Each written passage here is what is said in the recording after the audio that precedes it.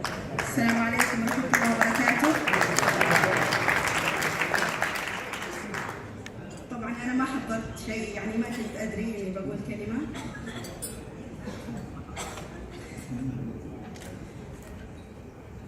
لكن بقول لكم على بداية التحاقي بالشركة. أنا لي الحمد لله وما شاء الله لا قوة إلا بالله 1 سنة وشهر.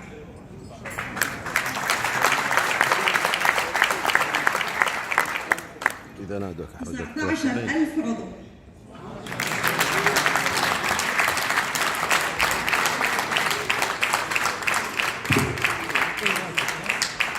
ستمية 61 نجمة.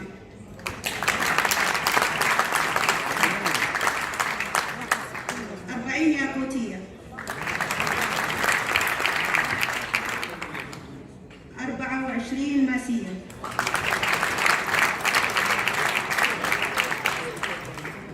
4 SSD. 1 TD اللي هي أم حسام معنا اليوم في المؤتمر. طبعا أنا من مشاهير السوشيال ميديا. عرضت علي الفكرة لمدة 2 سنين وكنت أرفض.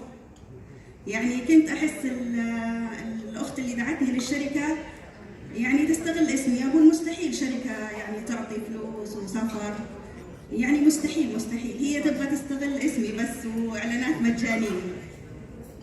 ف2 سنين كاملة وهي تدعوني للشركة وتقنعني. بعد 2 سنين دخلت الشركة يعني على استحياء، يعني استحيت منها ودخلت، يعني ماني مقتنعة. وأرسلت لي هدية بوكس من المنتجات وسجلت لي عضوية. طبعا الكرتون قاعد عندي شهر بس كذا أنا أتفرج فيه، يعني ما استخدمت المنتجات ولا شيء. وكنت يعني مرة أفكر أقدم أحجم. المهم يوم قررت إني أنا أبدأ، فأول شيء سويته كيس قهوة لايت.